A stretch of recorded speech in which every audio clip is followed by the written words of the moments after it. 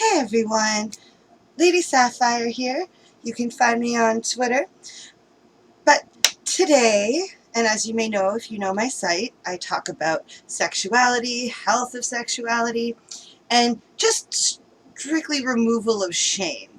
And on that note, today, with my cleavage top, we're going to talk about modesty. And if modesty has anything to do with attraction, what is attraction, what makes humans attracted to other humans, and really just get into this whole why we should stop shaming if someone likes to show off a little bit of cleavage, or if someone likes to show off a little bit of belly. I have a little bit of a belly there, so I don't like to show it. But, everyone has their thing, and we like to flaunt what we got, and that's okay. So, let's talk about attraction. So, when we talk about attraction, we're actually talking about our noses first, and then our brains. So, our noses pick up on pheromones that we sweat out. So, when we're talking about someone's smell, some people might like it, some people might not. That's fine. That's just human nature. That's how we decide what we're attracted to, is by the pheromones. When we pick up these pheromones, our brains release little chemicals. And these chemicals can do things like make us feel happy, make us feel euphoric, such as oxytocin, serotonin, many other chemicals, but we don't need to get into every single name. It's not really relevant. It makes us feel happy to smell certain people. And this can work in friendships and in sexual partners and marriage partners, whatever your goal is in life. I wish you well. But this is one of the starters of attraction, is we smell someone we like, and then our brains tell us that we should like that for whatever reason. It might be because it has to do with that they're in the room with us and we're like, ooh, I need to find who that person is, or we see who the person is, we know who the person is, and we're like, yeah, there we go, we're good. But that is how it all starts. It has nothing to do with what we're wearing. The modesty issues are kind of irrelevant. I remember being in school and we weren't even allowed to show our shoulders and bra straps and that kind of stuff because, oh my goodness, a boy sees a bra and he's going to lose concentration. Nothing was said about cleavage. Our cleavage was fine. We just couldn't show the bra strap. That was going to be the distraction to the boys, not our cleavage. But yeah, it was these arbitrary, ridiculous rules telling us what was appropriate to distract from lust. And the problem with that is that lust in general is a bad ideal. All humans have the urge to procreate. We all have the urge to pass on our genetics to the next generation. So when we're talking about this in a way of, I'm dressing with a low-cut top, so everyone's going to be looking. No, because they might not even be attracted to me as a person. So why would they look at my boobs? They might be like, or you'll have the really super respectful guys who are like, I'm staring at her eyes, I'm staring at her eyes, I'm not looking down, I'm not looking down, I'm not looking down. And it's just sad and silly. It's one of those, if I'm flaunting it, I don't really care if you look. Now, if you're like staring at me like this, like in my cleavage, well then we'll have a problem because you're just in my space and that's just disrespectful. Please back it up. But if we're having a conversation and your eyes happen to glance to the cleavage that I am clearly exposing, I'm not going to be offended by that. Now, some women might, but I find that very hypocritical. If you're going to put it on display, people might appreciate it. It's not that they're going to be rude. They shouldn't be disrespectful, but they might appreciate. But that doesn't mean they're even attracted to you. Like, I find people with very attractive in physical sense that I would never want to be in a relationship with. And most of us are usually attracted to things that we wouldn't consider, from the billboards that we look at in today's society and all the pretty girls and big bulky guys that we see. We're kind of programmed to, well, that's what we're supposed to find attractive, no matter what gender you find attractive. It's kind of laid out like this is the body type you're supposed to be attracted to. But that's not realistic. We all are attracted to different shapes and sizes and forms because looks have very little to do with what actually attracts us to a human being. It's all in the brain. Our brains are tricking us with all these little hormones that get sprung out when we're exposed to pheromones and hormones from other people, that we're kind of tricked into like, well, is this what I want? Is it not? Which is why I think it's so important we talk about sex and we actually do bring it up in a real way where it's like, you're going to get urges, it's going to happen. Doesn't mean you have to follow through with them. Just because someone's dressed a certain way doesn't mean you have the right to do anything about it or be in any way disrespectful to her or him, because it happens on both sides. A guy walks around topless and women are like ogling him all weird, and a girl walks around with some cleavage and maybe a belly showing, and it's like, oh damn girl, hoot hoot, and like whistling, and it's ridiculous. Like, okay, yeah, it might make a girl feel good, thank you, passing on. But once you cross that line of it's creepy, that's a problem. You gotta learn to like boundary yourself to what is okay and what is not in public society, because it is a public society, which is why even us risque women and risque men are not walking around naked all the time. We do know there are polite political norms that we should follow as a society just to keep things comfortable for all. And there's kids around and there's stuff, like, let's be polite about that aspect. But I see no harm in anybody being comfortable with their own sexualities. Doesn't mean we have to be like, I love sex to everybody we see. That's unnecessary. Like, it just doesn't come up in conversation as much as people might think. That, we have all these like anti-sex people who get angry about people having problems with sinning and with continuing to sin in their opinion, when sin is arbitrary. Sin is something that each individual religion will change and will affect in different ways depending on their culture. The Muslims' idea of sin is much different than the Christians' ideals of sin. It's just ridiculous. So if we put all that aside and just think of it as we're all human beings, let's get into basic humanitarianism and humanism, where we discuss it as we all have urges. We are all sexual beings. However, we can be educated. We can do things like please ourselves and masturbate and do all different things so that we don't have to go into the world and be tricked by our brains into terrible matchups and terrible relationships because we're making decisions based purely on those hormonal responses and not upon a wise decision of, is this person a good fit for me? Will we live well together? Will we have a productive lifestyle together? Will we have any kind of lifestyle together? These are all things that need to be found out when we're in the dating process. And that ideal of lifestyle is going to be different for every human being. I'm a minimalist, so for me, I really don't care if I have a whole lot of anything, as long as I'm comfortable. But other people want lots of stuff and lots of money and lots of big things and fancy cars and fancy TVs, and that's fine. Whatever makes you happy and whatever suits your needs, I wish you well finding whatever makes you happy. And that's the way life should be. We shouldn't be judging each other because you're finding happiness a different way than I am, or your idea of sexuality is different than mine. That's fine. We all have different needs, different desires, different fetishes, different ideals that will all come into play as we learn ourselves. And then we can use that knowledge in finding an appropriate partner for the long term. And this is where the dating process is important. And people underestimate that. People think, oh, well, you're only going to attract a certain kind of person because you're dressed a certain way.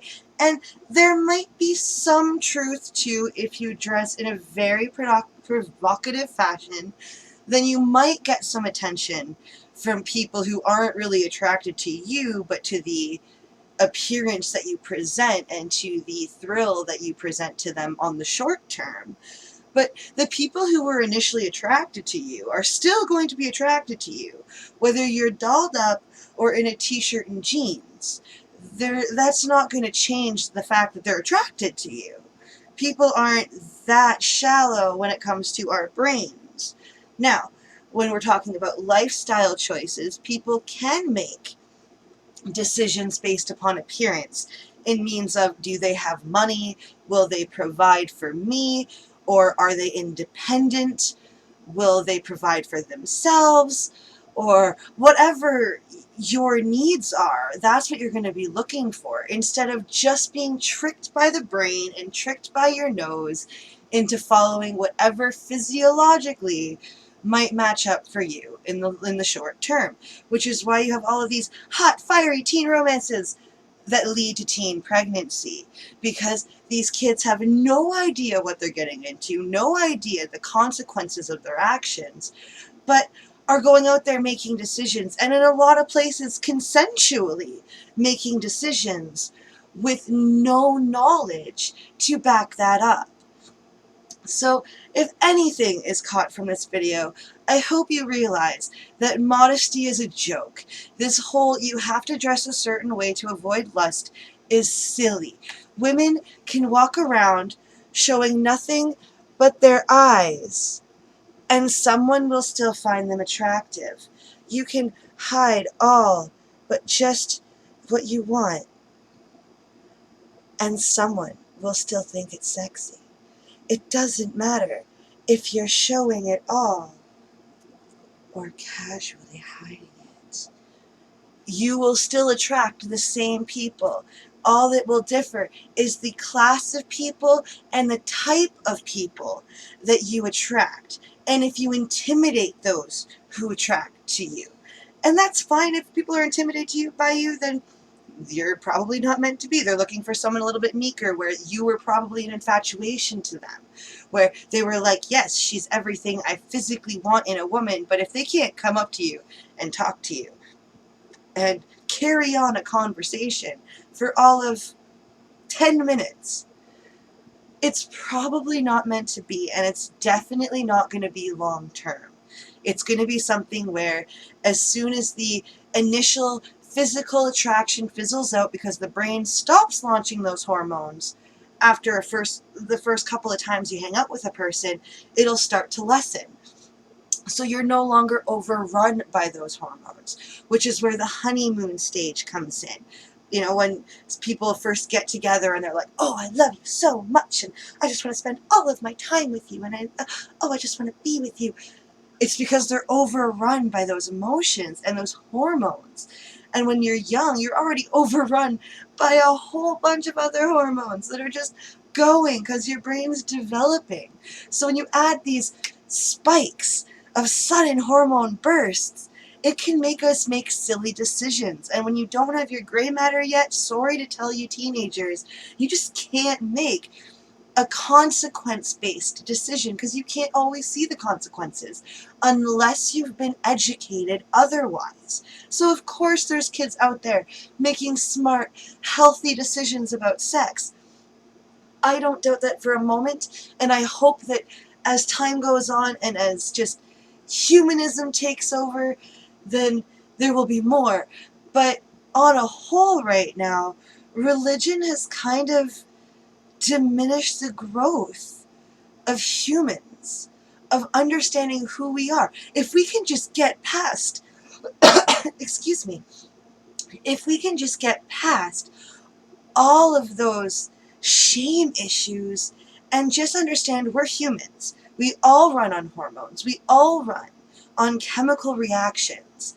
So let's just be educated about what those reactions are, about what is going on in our brains, so that we can be realistic about our expectations and our understandings of ourselves and people around us. Because once we stop thinking about sin and shame and all of these degradations of just life, then we can move on to, by the time we're 20, we can just be real people and not have to keep talking about it and joking about it and it being a whole thing on TV, because we're not allowed to talk about it until we're 20, when we should have already gone through all of those developmental markers when we were teenagers. We should have gone through all of those stages of learning how to say no to those hormones and make educated decisions based upon life events and who we are. Then we can finally actually deal with the real issues of people who are actually causing damage to the world. I'm not going to say that there aren't people out there raping others and hurting others. I don't condone it. I think it's evil and wrong. I think everything should be within the consent box for every partner, and every partner will have a different consent box because we are all different, unique, individual human beings, and we have to talk about it and learn about ourselves so that when we get into a relationship, we can educate our partners about ourselves and have a much stronger, healthier sexual relationship with our future partner, so that there is no groundwork for like, well, we're now 25 and we finally got married, we've never had sex, we've never even experimented. Because I'm not saying you have to have sex with a person, but experimenting with yourself and even with your partner before you get married is probably a good idea. You want to know that you click and you get along, and even if it's just heavy touching or whatever you're into, at least then everything is understood. And you can reach a point of true love, which is understanding and true respect for your partner before you walk down the aisle. I'm not saying it has to be about sex. It shouldn't just be about sex. But there is an old saying that says, marriage is 10% your sex life when it's good, 90% your sex life when it's bad. So if we're not having good, healthy sex, our relationships are not going to thrive. They're not going to prosper, because during the times of intimacy, foreplay, it's not just the sex, it's everything that comes before and after as well that helps affirm a relationship, helps remind us what we love about our partner, why we love our partners, and why our partners love us. It works on both fronts. It also reaffirms for our own little internal mind, because we have little internal voices. Everybody does. I don't care if you say you don't. Everybody has internal voices that just kind of echo back things we hear, and just, it's our subconscious mind that just works through stuff. So we end up kind of, especially when you're young, if you've been bullied, if you've been through hard times, it does play back. There is a little bit of like that PTSD effect to the brain that we have to work through. And that's all part of the developmental markers I was talking about before, where we have to work through all these different little things when we're kids and when we're teenagers. And if nobody's educating these kids and these teenagers during these developmental points, they're not going to have healthy adult lives. And that is so sad. Wouldn't we want our kids to grow up to have natural, healthy adult lives? Whether we teach them that they shouldn't have sex, that they should wait, is irrelevant.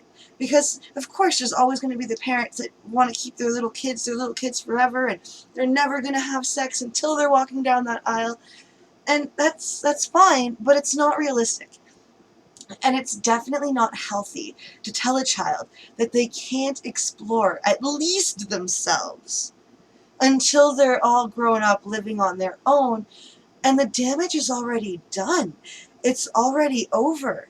They've passed all of those markers, and no one has taught them. So I just think we need to really move forward as a species, really, and let go of the shame. Let's not grandize sex and turn it into some forbidding nothing that you're never allowed to have, because then kids want it more. If you tell people they can't have something, they're going to just crave it. Think about the last time you had a diet and someone said, "You can't have cake, you're on a diet." I bet you went to the store and bought a little personal cake and you ate the whole thing to yourself, because you were like, just because someone said I couldn't have it, now I want it even more. Now, I've never really been the whole cake eater type, but I have struggled with my weight, and I have been through things that way where it was like every time someone told me, "Nope, you can't do that," I was like, well, why not? Now I want to go do it more. But thank God I had a mom that taught me, and I hope she watches at least one of my videos to see that I do thank her in some ways, because she taught me it is fine. There should not be shame in sexuality. There should be intelligence. There should be an understanding, but it should not be a shame thing. And it should not be something that we're not allowed to express, especially as women. Women are definitely put under this definite thing with modesty, especially.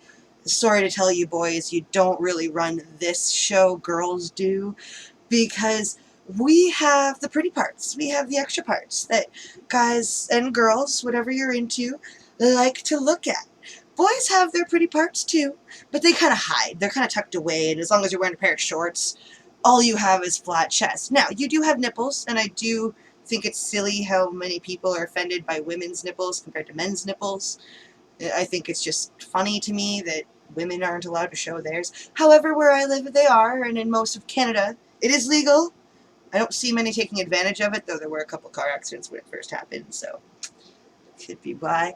But it is legal here, but it's not legal in most places, and there is this definite shame aspect in the States and in other European countries, and a lot of YouTubers I watch, they complain about a lot of it, and a lot of them talk about Christian workers, and I watch a lot of Christian videos, and they really scare me, actually. I'm terrified, and I don't know if I ever want to do commentary videos and stuff like that. Like, if that's something that you're interested in, leave me a comment. But I don't know if I ever want to do that, because I might get a little bit too crazy with it. I will definitely need alcohol or something to get through those. I don't know, maybe we'll play shots game or something. Every time, like, Girl Defined or something speaks about something, we'll drink. I don't know. Let me know. Comment. We'll make a game of it. But, on a whole, this whole modesty thing is silly. It really, really is silly. It just puts shame on women about other women, because men don't really care. How often is there a man that goes, you know, I wish that girl's skirt was just a little bit longer? No, it doesn't happen. Unless they're standing next to their girlfriend and they need an excuse to, like, kind of just take a peek. Or they're super, super indoctrinatedly religious where they think it's actually a sin just for a woman to wear a short skirt, or like yoga pants where you can kind of see curvature of things, or whatever. It can be seen as a whole big sin thing. I get that. I do. To the religious, I understand. But on a whole, the fact that you're repulsed by that behavior is just what I'm talking about. It's that whole, we're all going to pick people that suit our individual needs. So as someone who likes cleavage, you can be assured, I probably don't want to end up with a super religious person. It just wouldn't blend with me. I could talk about the Bible. I have no problems being friends with religious people, but to live long-term, to have a long-term relationship with someone who's highly religious, I don't know if I could. Nothing against religious people, but it doesn't suit my lifestyle. So it's fine if you're not attracted to me and my cleavage. That's okay. You will find a girl who is also shamed the way that you have been into believing that she has to wear polo t-shirts with the necks up here. And that's fine too, as long as she's comfortable and she's happy in her own skin. I wish her the best. But don't judge others because they're more comfortable with something than you are, or because they were raised to believe something differently than you were, or just learned something differently than you did. There's many. I was raised religious, and then I turned pagan at the age of 12 because I read the Bible a few times, read a few variations of, like, graphic Bibles and animated Bibles and all these different stupid things, because my family's like throwing Bibles at me, trying to turn me to their side of the light of the God in the clouds. But I didn't believe it. I fell for spirituality and psychology, and that led me down a whole different road. So I probably wouldn't blend to date a religious person, and that's fine. So we do make these judgments based upon looks, but it has nothing to do with attraction. Just because I dress this way doesn't mean that you're more or less attracted to me. It has to do with the person that I am, the pheromones I exhibit, the personality that I have, what you're looking for. So let's just stop the shame game, because as much as you might not like something, somebody else will love that aspect of that person. Like, I have a funny laugh. Some people hate it, some people love it. I've been stopped in stores, people going, I love your laugh. And I just look at them and go, you love it or you hate it. It's contagious, so I go with it. And that's fine. And some people are like, oh my god, on the bus, like I've been, my poor boyfriend, I've been sitting on the bus and we're laughing and talking about something and someone from the front of the bus is yelling and screaming at me to stop laughing, and it just makes me laugh more because this is something I've dealt with all of my life. Like, I have a funny laugh. So all of my life, people have either imitated it or joked about it. That's fine. I used to encourage them. I'd be like, oh, not quite right. A little more Woody Woodpecker in there. But it's something that either is attractive to you or not. There is no in between, and that's fine, because obviously if you're not attracted to me, I'm not attracted to you, there is no loss of relationship, because it was never meant to be in the first place. And that's fine. So I hope you girls out there, if you're a little bit rounder, a little bit pudgy in the arms, I can feel you there. I'm not little. But I mean, if you're a little pudgy, if you're a little round, there will be a man out there that wants you. There will be a girl out there that wants you. It doesn't matter what you look like. It doesn't matter what you wear. Just be comfortable, be confident, and be healthy. And that equals sexy to anyone. It doesn't matter what. I'm sorry, but that's just the general consensus. As long as you look healthy, you're happy, and you're comfortable, people will be attracted to you. Even if not in a sexual way, you will attract friends. You will attract people. You will attract lifelong committed friends in ways that you don't expect. As long as you keep being you, being happy, and just stay healthy. And that's something that I just think everyone should just stay healthy. Who doesn't want to be healthy? I know I'm not like supermodel, skinny, and beautiful, but I am gorgeous in my own rights with my funny chubby face. And that's okay too. I have someone who loves me for it. I have friends who love me for it. So what else do I need to ask for in life? What else do I need to satisfy my vanity other than I have found people to love me? Woot! Like, that should be the main agenda for all of us. Find people who love us, that we love, that are good to us, that are good companions and friends.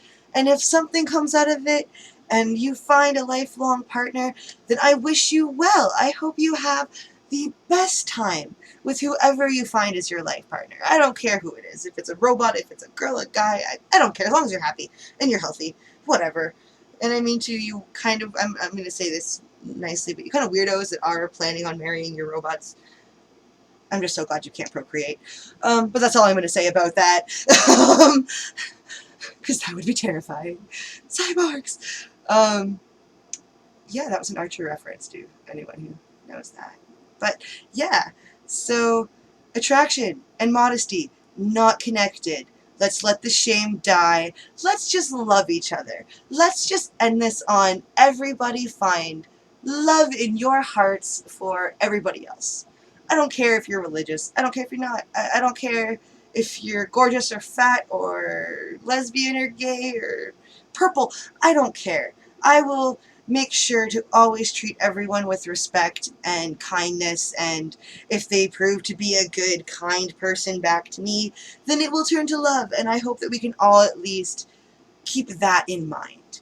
We live in a free world, a free nation, and most of the world is free at this point where it comes to gay rights, and I don't care, blacks and Asians, and we're no longer enslaving the Irish up here in Canada. You're right, the whites were up here being enslaved. That's why the blacks are running up here from the south. But, you know, it really doesn't matter. Let's just love and pass on love and be smart. Don't trust people you don't know. Don't put yourself in dangerous positions and situations. But don't be cruel. Don't be unkind. Don't be judgmental to people just because you might not understand them and you might not understand exactly where they're coming from. But that's okay. Let's just learn from each other. Let's just take time to understand each other. And let's just open up the doors of conversation to we're humans. We are based on, hormones and chemicals and chemical reactions, and all sorts of things create what we are. We are basically computers with fleshy bodies that are doing all sorts of things. So let's not judge others because their brains are wired differently than yours. I don't care if they're trans. I don't care about any of that. None of that is relevant. What is relevant is we are all loving to each other. We are all kind to each other's needs. And at least if we can't get along, let's respect those differences for what they are and just move on. Why waste each other's time hating each other and being mean to each other over something as stupid as your shirt is cut lower than mine, or your skirt is shorter than mine, or you are showing too much midriff? Like, what does that have to do with basic human respect? Even if you can't be nice to the person, walk away. Then don't say anything. Don't do anything. There's no reason to get violent. There's no reason to be stupid just because someone is different than you. Just because you can't understand what someone else might find attractive about that person. Because there will be a person out there that finds them attractive, who likes how they are, that enjoys the fact that they do something that you might not agree with. So let it be. Let's live life. Where is the harm to just accepting that and just accepting people as they are? Does it hurt you if your neighbor is a gay man? Does it hurt you if your teacher is a lesbian? No, because they're probably in the most stable, comfortable, happy relationships and want nothing to do with your drama. Just like when I was a teenager, I came out as bi when I was very young, so it was a huge, oh my God, you're just looking for attention, you're just doing this, you're just doing that. And no, I was a young woman who was attracted to other women. I learned later on that I was bi and I was attracted to both, but it started off being attracted to women. And there's nothing wrong with that. My brain is wired differently than your brain might be, or that anybody else's brain might be. And that shouldn't be a point of shame. That shouldn't be a point of hate. That should be the time when the Christians look in their face in the mirror and go, God and Jesus told me to accept all that I've created, to give love to those of the lowest. So when you're out there criticizing people for being in a different situation than you, be it sexual, financial, educational, whatever the situation might be, just because they are different than you doesn't mean you are better than them or that they are better than you. It means that we are all different, unique, and individual. And let's just stop the shame blaming. Let's just stop making everything everybody else's problem, and let's embrace it as we are the creators of our own worlds. We are the ones that dictate how others treat us and how we treat others. If we are kind to others, if we are respectful to others, others will reciprocate in kind. So let's just keep that in mind when we're watching these stupid videos about how women have to cover up and men are allowed to walk around topless because women don't get sexual thoughts. Bull. We all get sexual thoughts. We all struggle with the different things going on in our brains. But we all have to just stop blaming and shaming for having these urges and accept that let's just make sure we're all being educated, we're all making educated decisions, and we're all being smart when it comes to sexuality. And there shouldn't be any problems. Many rates should drop just because people are educated into what is motivating them to make these bad decisions or good decisions, whatever it might be, and what is motivating our future decisions. And I'm going to end that there because I don't really think I need to go on anymore on this. I have babbled for a good 20 minutes. I'm done. But I hope you enjoyed my video. Please check me out on Twitter. There's going to be more stuff going on up there too. I'm just getting started in all this, so please have patience with me. But that's all for today. You have been listening to Lady Sapphire.